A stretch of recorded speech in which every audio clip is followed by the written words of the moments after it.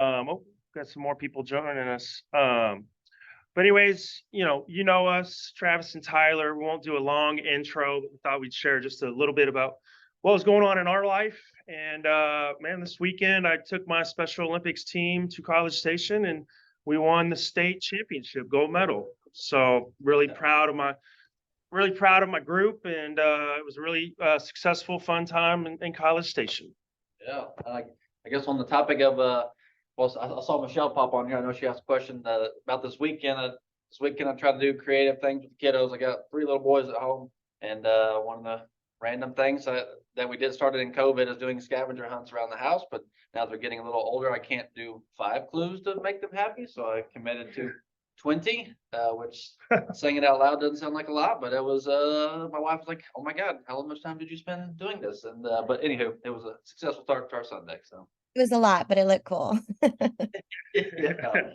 Awesome. Well, hey, today's class is, about some specialized loan products. These are products that we typically won't use on an everyday basis, but we want y'all to understand that they're out there because you may be having conversations with your clients and they may say something that kind of triggers your memory, like, oh, yeah, I remember Travis and Tyler talking about this. The goal of this is to offer more solutions to people to become homeowners. Not everyone fits in the standardized box, and this is a way for us to kind of color outside the lines a little bit. Yep.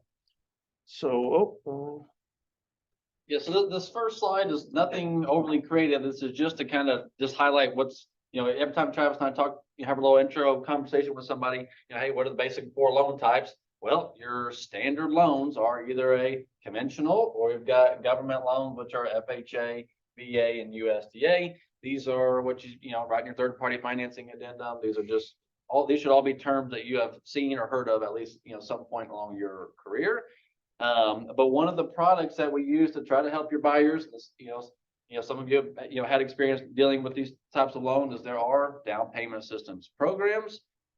They all work with your standard conventional FHA, VA, USDA loans. Generally speaking, the down payment assistance provides anywhere between 2 to 5% of the loan amount in assistance. It is based on your loan type. Just to give you an example, if someone's on a FHA loan, they're going to need 3.5% down. They probably are going to want to elect for a 5% assistance just to help them out down payment and a little bit extra. You're doing more of like a VA person. We know veterans can put 0 down. They may not need 5% assistance. They may elect for the little smaller amount. So just knowing that down payment assistance, they work with a standard 30-year fixed conventional FHA, VA, USDA loan. So, and just like you said, the next slide, we'll talk about one of the ones that we use the most, but there are quite a few different programs out there. This, we'll talk about we say TSHAC, Texas State Affordable Housing. This is kind of the ones that you've probably seen your heroes, your teachers, people advertise. It's, this is like their, I think rate sheet as of yesterday. And what's kind of cool, if you just want to look up yourself, this is public information. It's not secretive. The rates that Travis and I offer for like this exact program are the same rates that every person out there, every lender could advertise to. If they're saying they do something different, that would be a false statement because it is public information. But you can see, part of the education process when we're dealing with your buyers is that, rates are generally speaking a little bit higher on these types of loans. And so you can just see, let's go to this, the lower half where it says, hopefully on your screen you can see it says assistance type. Under the second blue, it's got where it says, bond, FHA, VA, USDA. The next one says FHA, VA, USDA, a non-bond. They have to do with income requirements. But your government loans, you go over a 620 credit score. If they just need 2% in assistance, so like I was mentioning on VA, they don't have a down payment, so we don't necessarily need a ton. Well, their posted rate is 8. That's a little bit, higher than your average rate right now, but it served the purpose for, veterans on that example. But you can see as of today, they were offering up to 4% in assistance, and going 2% to 3%, the rate goes up from 8 to 8.375. You get the most in assistance, goes up to 8.75. And you'll see this whole bucket here. These are called 3-year deferred, forgivable second liens, which means after they stay there for 3 years, it's completely forgiven.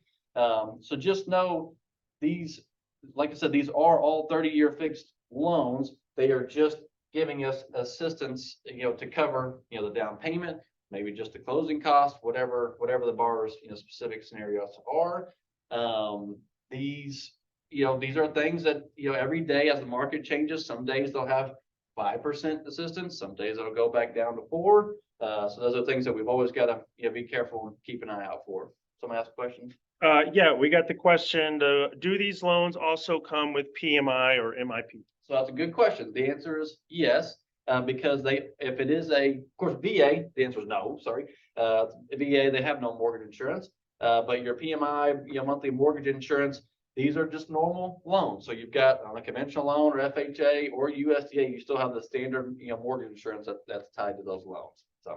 Yeah, the way I always like to think about this and explain it to your clients is like the down payment assistance is like just an add-on to a loan, right? The loan is the vessel to make them a homeowner, and the assistance is an extra program we might throw on top of it. And so a lot of times when we're working with your clients, people are like, oh, hey, I want to apply for the down payment assistance program. Well, really what they're doing is they're just applying with us. We're going to look at all scenarios, for you on those programs. This is just like Tyler mentioned, this is just one. It's one of the more popular ones that the state of Texas offers. And just a random fact to throw in there before we get to the MCC, you can leave it on there, is, that the one we just showed you, they do have income limits. We do, just a reminder, have a FHA 100% financing loan that has no income limit. So literally doesn't matter. They make $300,000 a year, but they just, impulse decided, hey, we want to buy a home, but we hadn't saved up any money. There's literally a program, designed for people just like that. So. Yep. So when your clients are talking about, money for closing cost, or, hey, I don't have a whole lot of down payment saved, this is kind of where you can remember, hey, there may be an option, for you. Yep.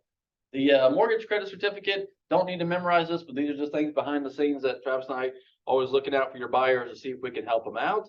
If you ever hear the term an MCC or mortgage credit certificate, they're one and the same. They are just a government, basically, tax benefit that on paper either helps them qualify for a little bit more for a home. It really is the first time home buyers only, because it is for that benefit, but there are income limits. To be honest with you, a lot of people are buying a home in this current market. Depending on the price point, it's hard to be able to make enough money to afford the home, but then also be eligible for this. But just know if this is something that behind the scenes that we can add on with their loan, we'll certainly do it. So. Yeah, and because your clients may have researched this and may ask you a question like, oh, hey, I saw that there's an MCC program. We just want you to know, like, hey, I remember hearing about this in Travis's and Tyler's class. It's an extra add-on for potential first-time home buyers to help them save a little bit of money. So not trying to make you experts in what this is, but just want you to understand the terminology and, how it benefits your clients. Certainly let us know if you have any, questions. And again, this is something that we look to add on when people apply with us. Cool.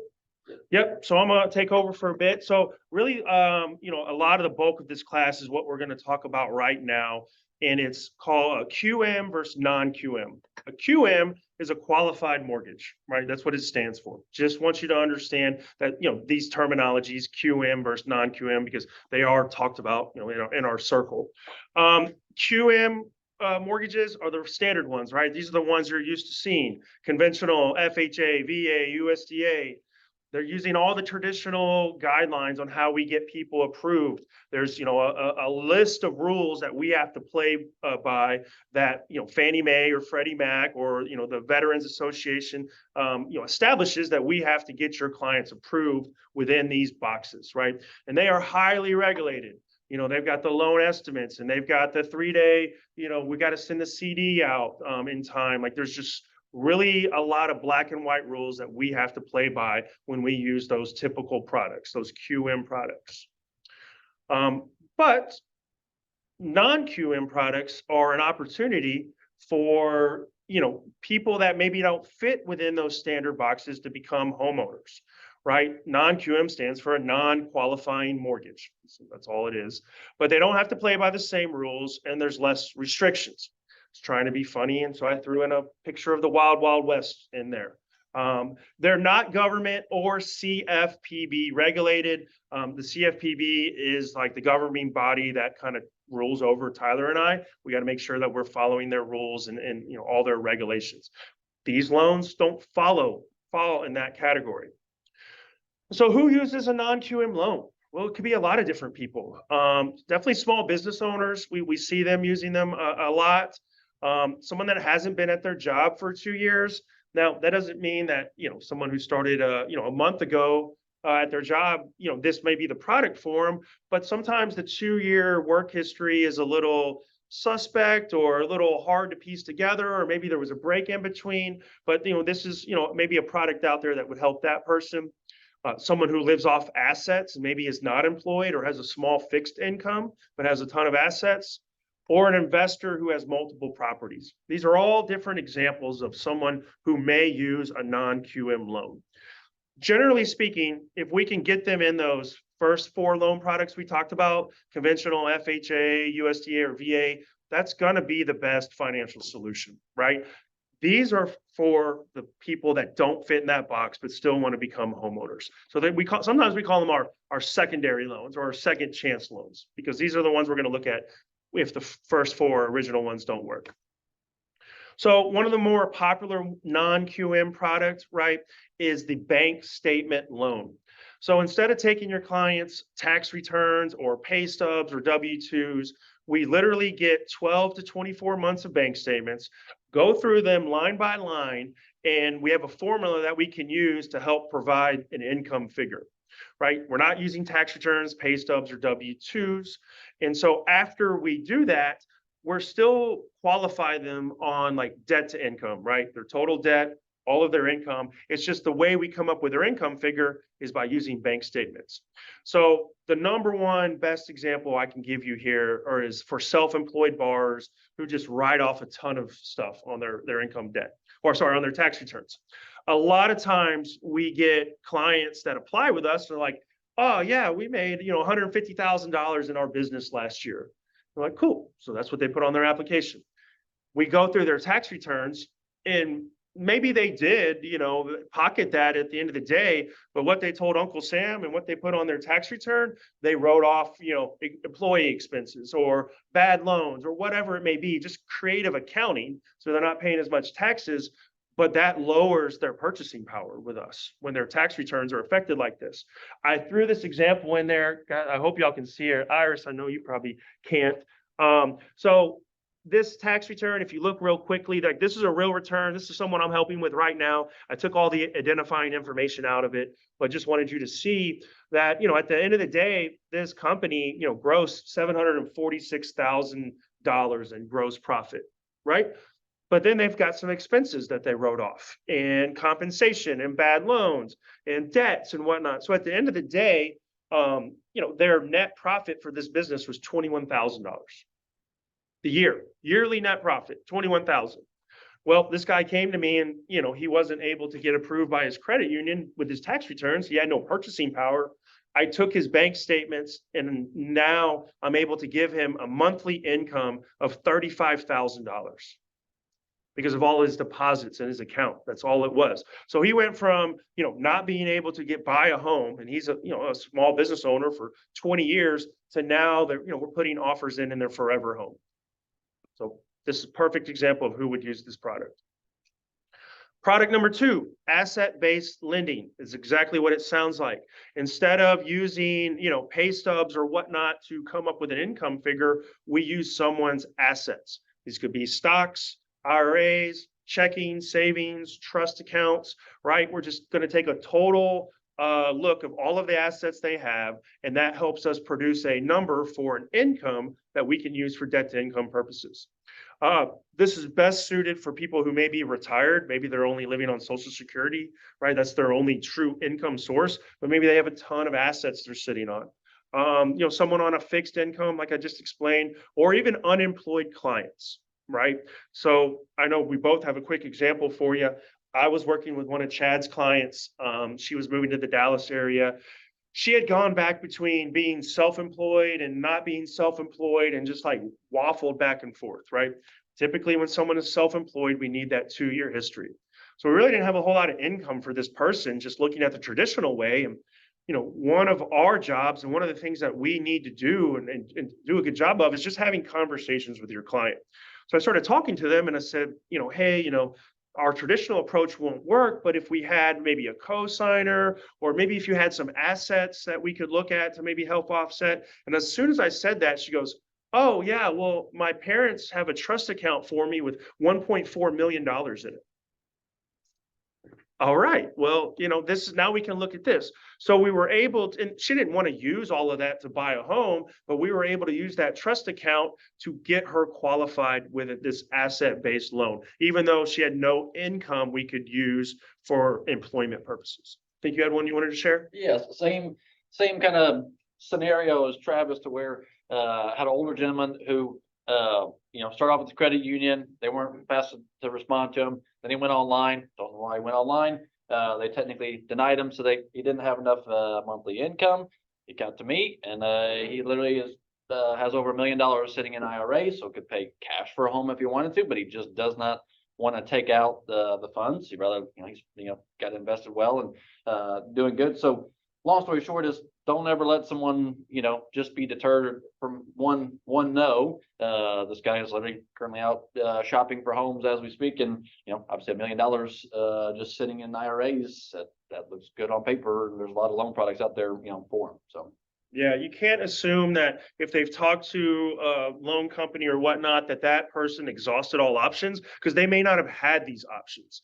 Especially if we're talking about traditional credit unions, banks like Tyler mentioned, they don't have this on the menu. So always worth us having a conversation to kind of dig down a little deeper and see what we may come up with. The third one and the final product that falls in this non-QM family is the DSCR loan, right? This one's gotten really popular over the last couple years. DSCR just stands for debt service coverage ratio. So instead of using debt to income to get someone approved, we're really going to get them qualified off of what is the mortgage payment, what is the rental income. As long as they equal, or if the rental income is higher and you meet some other, minor requirements like credit score and things, you're qualified, right? So the cool thing about it is, for the mortgage payment, we can do the full payment with principal, interest, taxes, and insurance, or we can just do interest only to try to make that payment a little bit lower to help cover the rental income. Great for investors, right, who maybe have a income challenge, or if you have more than 10 properties, it gets a little more complicated in our traditional world. So this is a loan product that's like less red tape and good to go. My example, I just wrote to remind myself. I had someone who dealt in cryptocurrencies. Right, it wasn't very easy to show their income. It's very new, like just a lot of volatility. But and he just wanted to buy an investment property. I don't think I mentioned this in the beginning. This is for your investment clients. This is not for your primary residence, right? This is for investors only. But with my guy, he wanted to buy an investment property, so we were able to find a home that met the mortgage requirement versus what the rental income was. And he actually used cryptocurrency for the down payment. So it's a pretty cool way to make my friend, he was my friend, to make my friend, buy his first investment property. One thing to add on that before, so they have that whole debt service coverage ratio loan. They also have non-DSCR loans, meaning, hey, we know the projected rental income is not going to cover the PITI, because it is a little bit tough these days if someone can't put a big chunk down. And so just know, like, that's an extra layer of, hey, once the dust settles, if all of a sudden we get the appraisal in, it doesn't quite cover the total payment, they can still move forward. So yeah, a lot of these options that they want to make a deal is the best way I can describe it. If something wants to try to make sense and they feel that it looks good, like they try to figure out a way to make it happen. Hold on one second. All right. So that was kind of just, three of the main non-QM products that we wanted to go over, right? Y'all can, take it. We got handouts here and we'll email you, whoever's out there, listening in. So a little cheat sheet for you. Just, remember that, these are just things to kind of, tuck away. So when you have those conversations, you can, maybe it sparks a, idea. Oh, I know that there's maybe a loan product out there for that, or just get us in touch with your clients so we can talk about them. Just some overall like highlights of these non-QM products, right? They all sounds real great, right? These are opportunities to make your people homeowner, but it does come with a couple other things tied to it. So, these are going to be more down payment than those traditional loan options, right? We're not looking at 3% down or 0% down. These products typically come with a 15 to 20% minimum down payment. That's just what it is. And they're going to be slightly higher rates, right? That they are on a different scale than those traditional loans we talked about. So generally like 1 to 2% higher is the average. But again, if this is the solution to make someone a homeowner versus not making them a homeowner, they don't mind paying that extra 1 or 2% because of it. Especially the kind of people who write off a ton of money to the for tax purposes. I guarantee you they're still saving a ton of money by getting a 1% higher loan rate than paying all that money into Uncle Sam with their tax purposes. Typically, they will have some points tied to the loans. We're seeing those with our traditional loans anyways. But there are less restrictions on these loans. They are more open to making people homeowners. And I just tried to be funny and added pictures of Mardi Gras and Eeyore's birthday as less restrictions kind of thing. So, a lot less rules at both of those events. But yeah, those are typical for all of those products we talked about. Again, we are Travis and Tyler. We always appreciate your time. We hope you definitely took, something away from here, and we'll open it up to any questions or examples or whatever y'all may have. Oh man, I think we have a chat. Hold on. I'm driving and talking. Oh, nope, just thank you guys. But yeah, we appreciate y'all. Thank y'all for listening. And if you want to holler at us and drill down on any of it individually, we're here, and we will email y'all the handouts here. And oh, wait, there is a question. Can it be used for someone with 1 or 2 investment properties? I'm assuming that's the DSCR loan. And yeah, absolutely. It's not really factoring in their total debt. It's looking at that individual property and making sure that the payment is at or below what the projected rental income is. Like Tyler mentioned, there may be an opportunity if it doesn't fall right there. And again, we can go interest only to maybe help that work. But that loan is generally a tool to help investors gobble up properties, right? It's just a really easy way when the situation is right to acquire investment properties. And remember, these don't have to be your forever loan too. It can, be the tool we use to acquire properties, but then later on, if we can refinance to something better or a more traditional loan, we can definitely always do that.